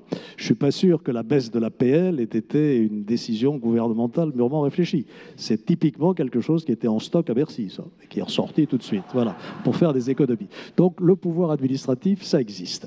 De là à dire qu'il faut mettre en place en France un système de dépouille, de spoil system, je vous rejoins, c'est pas notre culture et je crois que ça présente beaucoup plus d'inconvénients que d'avantages. J'ajouterai simplement une chose. Je l'avais proposé, je vois qu'aujourd'hui c'est tout nouveau à l'ordre du jour. Il y a quand même un vice dans l'organisation du fonctionnement des gouvernements dans notre pays, c'est la place prise progressivement par les cabinets ministériels. Donc, un cabinet ministériel, ça consiste souvent à faire venir autour du ministre de brillants jeunes gens, issus d'ailleurs de l'administration, qui sont censés chapeauter le directeur, auprès duquel ils reviendront d'ailleurs quand le ministre ne sera plus ministre. Donc ça vicie un petit peu le système. Et moi, ce que je défends, c'est des cabinets ministériels resserrés et un travail, comme vous l'avez fait d'ailleurs, vous l'avez évoqué, du ministre en direct avec ses directeurs. Hein. On n'a pas besoin de court-circuiter le directeur par tout un cabinet qui, évidemment, allonge les procédures et remet en cause très souvent ce qui émane des services. Ou bien on a confiance dans son directeur et on le garde, ou bien, et ça sera mon seule petite incursion dans le domaine du spoil system, ou bien on n'a pas confiance et on le change. Mais à partir du moment où on a confiance, on travaille directement avec lui. Je pense que ça, c'est un changement assez profond dans la mécanique gouvernementale qui permettrait de simplifier le processus de décision et de le rendre plus efficace. Un mot, Bernard Cazeneuve? Oui, juste un mot. Bon, moi, je n'ai pas évoqué du tout le poids de l'administration de Bercy, parce que vous êtes, Monsieur le Premier ministre, inspecteur général des finances, l'ambiance était excellente, je n'ai pas voulu l'altérer. Mais je partage absolument ce que vous avez dit sur le poids de cette administration. Une petite précision quand même, que je ne voudrais pas ensuite que sur les réseaux sociaux, on m'accuse de n'avoir pas réagi. Je ne suis pas général. Non, très bien. J'ai quitté l'administration pour faire de la politique avant de devenir général. Très bien. Mais ça n'enlève rien au trait de caractère de ceux qui appartiennent à ce grand corps. Donc je ne l'ai pas évoqué en ayant parfaitement conscience que ce que vous dites est juste. D'ailleurs, pour en apporter témoignage, la proposition des APL m'a été faite lorsque je suis arrivé au ministère du Budget. Donc ce que vous dites est absolument vrai. Et c'est la raison d'ailleurs pour laquelle je pense comme Alain Juppé qu'il faut... À quel moment exactement? Ah ben dès que je suis arrivé. Non, mais ça, je peux vous raconter, et Alain Juppé, qui a été aussi ministre du Budget, peut confirmer ou infirmer. Il faut bien, à un moment donné, que nous ayons sur les sujets les plus importants quelques points de divergence ou d'appréciation différentes. Lorsque le ministre du Budget arrive, il est immédiatement pris en charge par une administration qui lui explique qu'il sera le meilleur ministre du Budget de la République s'il accepte de faire tout ce que ses prédécesseurs n'ont pas voulu faire avant lui. Et c'est à ce moment-là qu'on sort des tiroirs un ensemble de mesures, comme celle dont vous avez parlé. Et généralement, le ministre du Budget dont on se souvient est celui qui n'accepte pas de prendre dès la première fois la totalité des mesures qu'on lui propose. Donc tout cela est vrai. Et je pense, comme Alain Juppé, qu'il n'y a pas de possibilité d'être dans la maîtrise de l'administration si on n'est pas sur le dos de chaque directeur d'administration centrale, regardant tout dans le détail, ayant des relations directes, étant capable d'imposer sa volonté, tout en étant capable d'écouter ce que dit aussi l'administration, parce que la volonté sans la capacité de comprendre les enjeux ne vaut rien. Donc je partage tout à fait ce sentiment-là, mais je pense qu'il n'y a pas de lien entre la volonté d'imposer une orientation politique à une administration et le fait de mettre à la tête de cette administration que des gens qui pensent comme vous-même. Je ne crois pas ça. Ah, mais je n'ai jamais dit ça. J'ai dit des gens en qui on a confiance et qui sont décidés à appliquer loyalement la politique du gouvernement. Je n'ai jamais demandé à aucun fonctionnaire s'il avait la carte du RPR, de l'EMP ou de LR, bien sûr. Donc c'est pas de ça qu'il s'agit. Mais en tout cas, je ne peux qu'abonder dans votre sens. Mais enfin, je vais faire quand même un aveu aujourd'hui qui me coûtera peut-être cher. Bon, enfin, bon, il y a prescription. J'ai été ministre du Budget en 86 et il m'est arrivé de m'asseoir sur des décisions du Premier ministre. Non, on ne les appliquera pas, tout simplement. Parce qu'il faut bien voir quelle est la dure condition du ministre du Budget. On lui demande, premièrement, de rétablir les comptes publics, de faire des économies, de réduire le déficit, de stopper la dette, et en même temps, pardon, c'est contagieux. Et simultanément, on lui demande de dépenser un petit peu plus dans tel secteur, d'augmenter le budget de la justice, etc. Donc il y a un moment où le malheureux ministre du budget, il ne sait plus sur quel siège il doit s'asseoir, et il lui arrive, c'est vrai, vivement encouragé par son administration, de ne pas appliquer les décisions du gouvernement. Voilà. Je confirme la différence avec Alain Juppé, mais ça résulte du fait qu'il a une expérience bien plus importante que la mienne, c'est que jusqu'à ce soir, je n'avais pas osé le dire.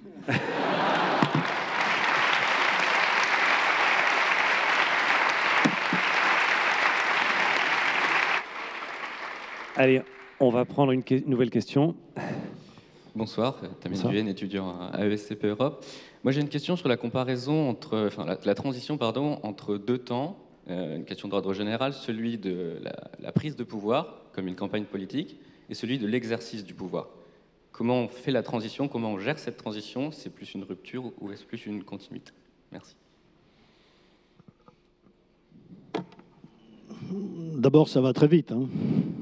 Entre le moment où on a gagné les élections, où on est nommé, et le moment où il faut gouverner, il s'écoule quelques heures. On n'a pas le temps de faire beaucoup de brainstorming. Cela dit, c'est une vraie question, parce qu'il peut arriver, ça n'est pas en contradiction avec tout ce que j'ai dit tout à l'heure sur les convictions des politiques, il peut arriver qu'en arrivant au pouvoir, on se rende compte que les promesses qu'on a faites pendant la campagne électorale ne sont pas tenables.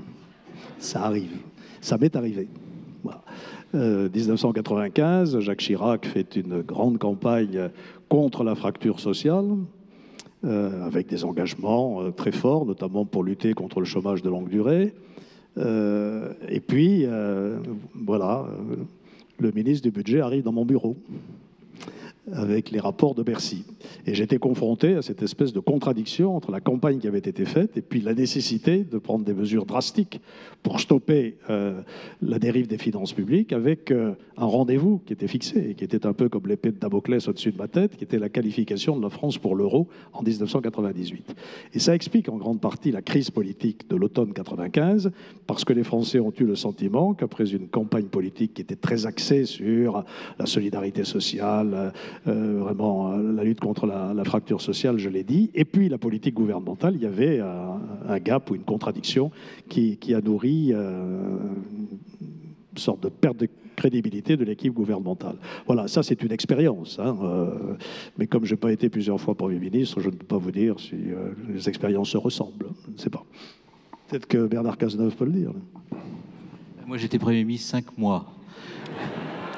Donc il m'est difficile de parler de façon savante. Ça suffit pour faire le passage de la campagne. Ah non, il n'a pas fait de campagne en plus. Mais je pense comme vous que ce risque existe, parce que les campagnes ont souvent été gagnées, notamment au moment des élections présidentielles, non pas au centre, mais dans la volonté, au centre au second tour, mais dans la volonté, dans un premier temps, de rassembler son électorat. Et son électorat, on le rassemble rarement au premier tour pour pouvoir avoir une chance d'être au second.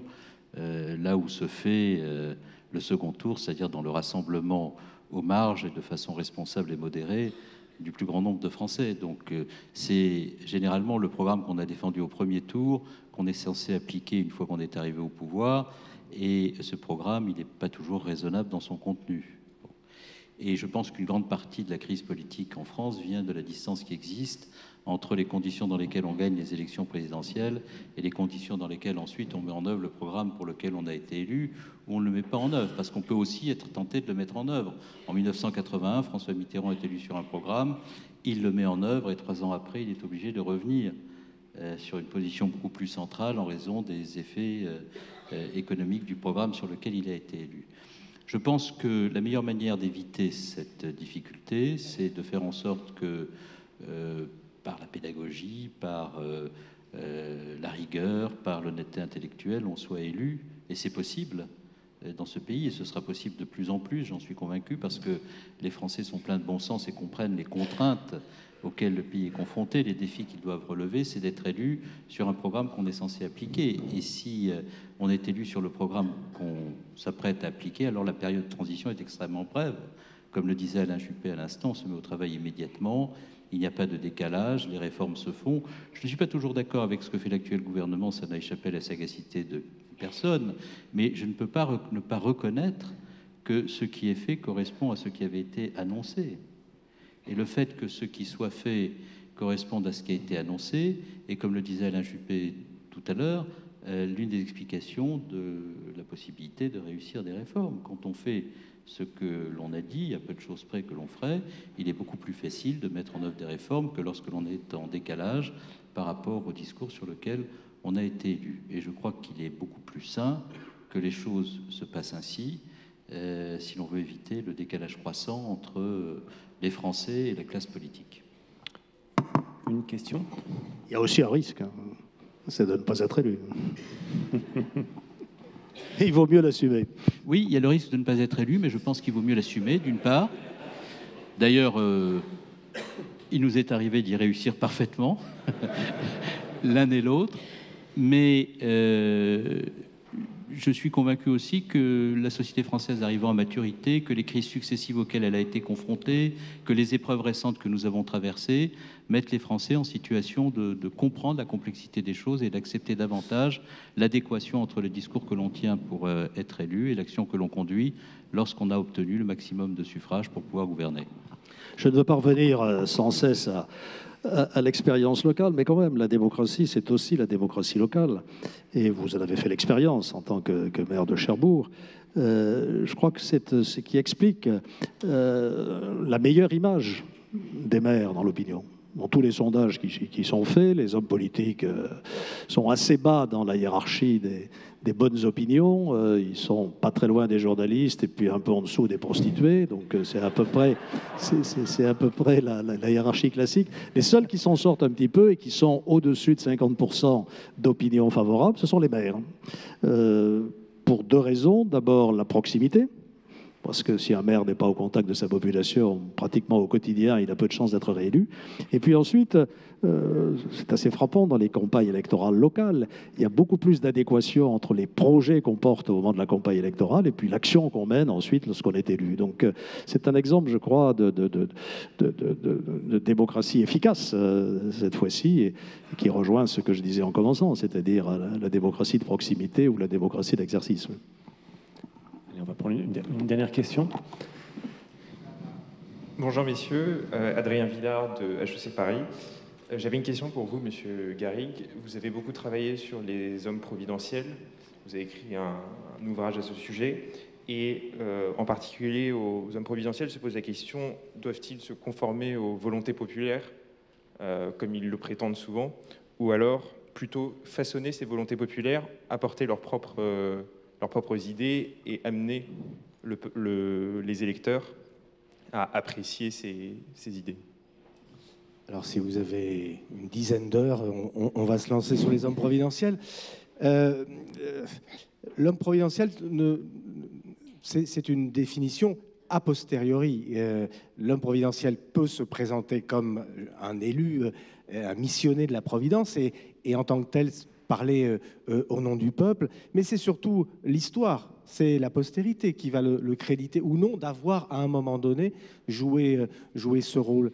Et en réalité, j'en parlais tout à l'heure, ce qui compte dans cette histoire de l'homme providentiel, ou en tout cas du personnage qui va agir sur l'histoire et qui, me semble-t-il, et c'est pour ça que j'avais publié un ouvrage là-dessus, est une véritable spécificité française, mais pas uniquement française, eh bien, c'est celui précisément qui va être capable, à un moment donné, de saisir, de cristalliser ce qui se passe à un moment donné dans une société, notamment dans la nôtre, d'apercevoir les changements en profondeur qui s'y sont joués, et à ce moment-là, d'agir sur les événements.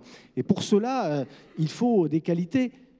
Et je voudrais revenir à tout ce qui a été dit aujourd'hui, puisque par la force des choses, j'ai été plus un observateur qu'un intervenant, qui sont les qualités précisément de nos politiques et qui font la passion, pour revenir là encore au fil conducteur de notre travail d'aujourd'hui, la passion de ce que sont nos hommes politiques et qui font que des gens comme moi, depuis 20 ans, essayent de travailler autour et de réfléchir à ce que sont nos hommes politiques.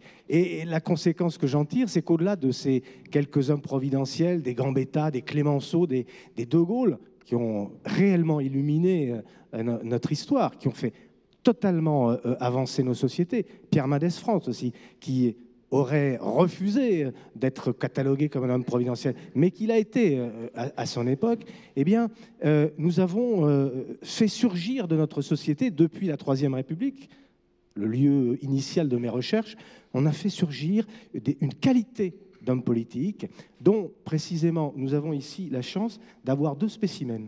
Car les qualités de nos hommes politiques, qui sont celles d'abord de la personnalité qui s'impose aux autres. Regardez dans ce débat de quelle manière nos deux anciens premiers ministres se sont imposés aux pauvres chercheurs que nous sommes, en tout cas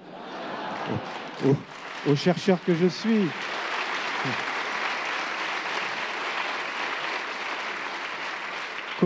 Comment leur qualité rhétorique, l'humour qui est le leur, la manière de cerner avec beaucoup de lucidité et beaucoup de surplomb les problèmes, le sens de l'État dont ils ont fait preuve aussi à travers les réflexions qui ont été les leurs, la manière, je le répète, d'appréhender de manière beaucoup plus large et en même temps éclairée par une pratique et par une expérience, on en parlait tout à l'heure, la manière de mettre en avant la complexité des problèmes, car je suis un adepte de la pensée complexe. Je sais qu'aujourd'hui, c'est très critiqué, mais je pense aussi qu'il faut aux problèmes qui se posent dans nos sociétés apporter des solutions complexes.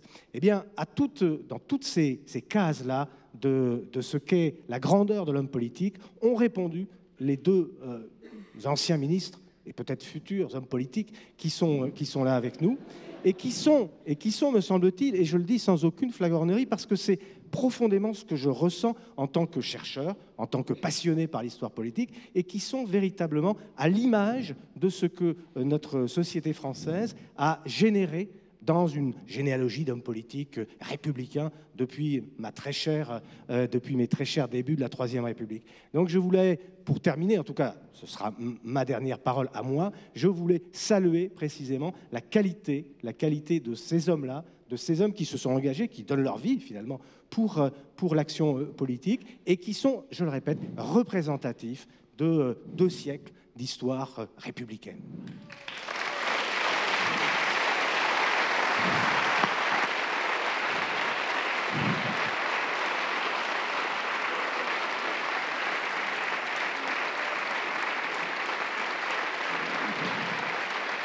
Voilà.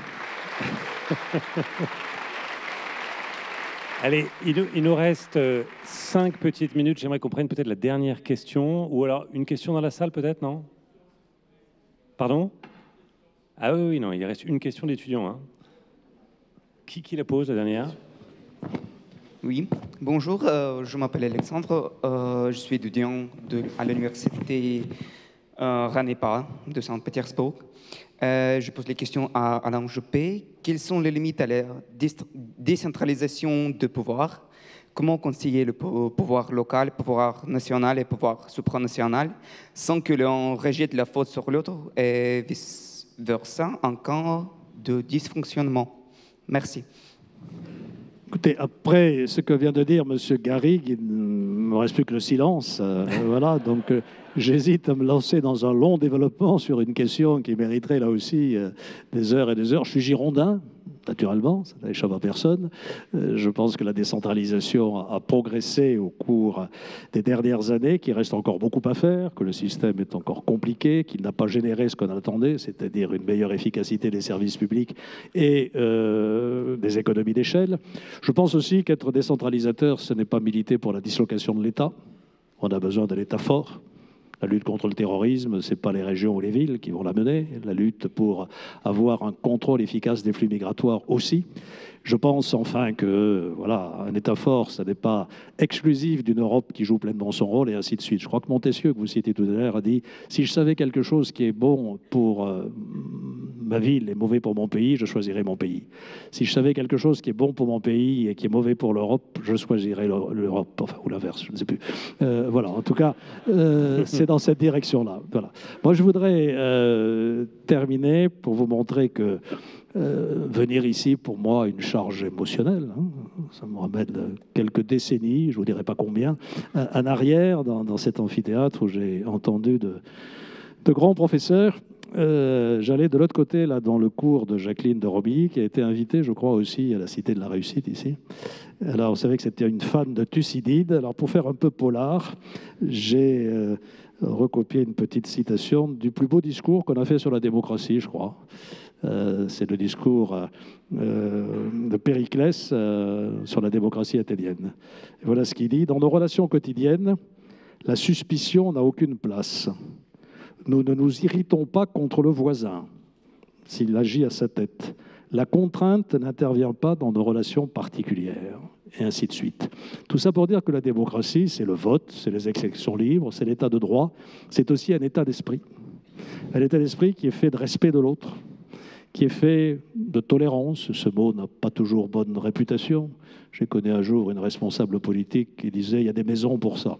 C'est pas mon point de vue. La tolérance est une vertu. La modération aussi, dont on a parlé tout à l'heure. Une forme de bienveillance. La recherche du bonheur. Bref, la démocratie, c'est aussi la recherche d'une identité heureuse. Et voilà, je l'ai dit.